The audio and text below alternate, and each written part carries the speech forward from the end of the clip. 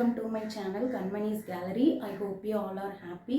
So இன்றைக்கி நம்ம வீடியோவில் என்ன பார்க்க போகிறோம் அப்படின்னா என்னோடய கிச்சன் டூர் வீடியோ தாங்க பார்க்க போகிறோம்.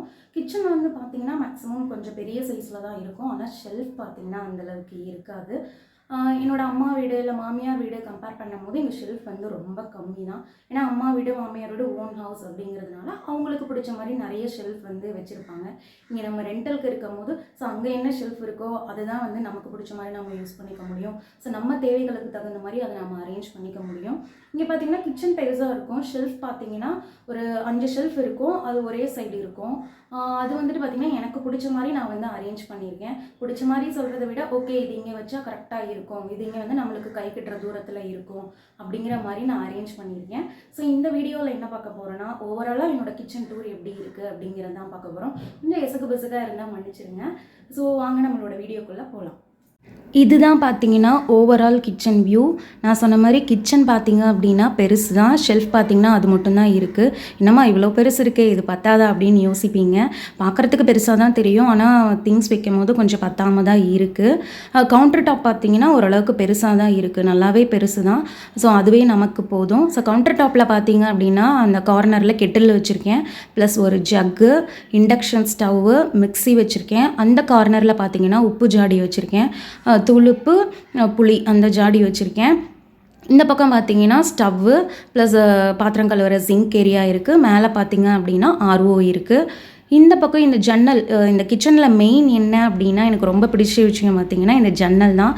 ஸோ அங்கேருந்து நிறைய காற்று வரும். ஏன்னா ஆப்போசிட்டில் எம்டி லேண்ட் அப்படிங்கிறதுனால நல்லா காற்று வரும். இந்த கார்னரில் பார்த்திங்க அப்படின்னா இந்த பாத்திரம் ஸ்டாண்ட் பார்த்திங்கன்னா அங்கே ரெண்டல் ஹவுஸில் இருந்தது, அதுலேயே ஃபிக்ஸ் பண்ணியிருந்தாங்க. அதில் தான் இந்த பிளேட்ஸு இது எல்லாத்தையும் நான் வச்சுருக்கேன். இதுக்கு தனியாக நான் ஸ்டாண்ட் வாங்கியிருந்தேன். ஓகே இது இருக்குது, அப்புறம் நம்ம இதை யூஸ் பண்ணிக்கலாம் அப்படின்ட்டு இதையே யூஸ் பண்ணிக்கிட்டேன். நெக்ஸ்ட்டு பார்த்திங்க அப்படின்னா இந்த ஷெல்ஃபு, கிச்சனில் இருக்க இந்த ஷெல்ஃபில் பார்த்திங்கன்னா க்ராசரிஸ் ஐட்டம்ஸ்லாம் வந்து பாக்ஸில் போட்டு எடுத்து வச்சுருக்கேன். மேலே இருக்கிறதெல்லாம் பார்த்திங்கன்னா அரிசி, கோதுமை மாவு, புளி இந்த மாதிரி ஐட்டம்ஸ் நிறைய குவான்டிட்டியில் இருக்கிறதெல்லாம் மேலே வச்சுருக்கேன். செகண்ட் ஷெல்ஃபில் கம்மி குவான்டிட்டியில் இருக்கிறதெல்லாம் வச்சுருக்கேன். கீழே 2 ஷெல்ஃபில் பார்த்திங்க அப்படின்னா பாத்திரம் தான், குக்கர், குடம், நம்ம யூஸ் பண்ணுற கடாய், மிக்ஸி ஜாரு இந்த மாதிரி வச்சுருக்கேன். கீழே பார்த்தீங்க அப்படின்னா ஸோ காய்கறிகள், ஸோ வெங்காயம், உருளைக்கிழங்கு, தக்காளி அந்த மாதிரி கீழே வச்சுருக்கேன். இப்போ நான் காமிச்சிட்ருக்க இந்த ஆர்கனைசர் பார்த்திங்கன்னா எனக்கு ரொம்ப பிடிக்கும்.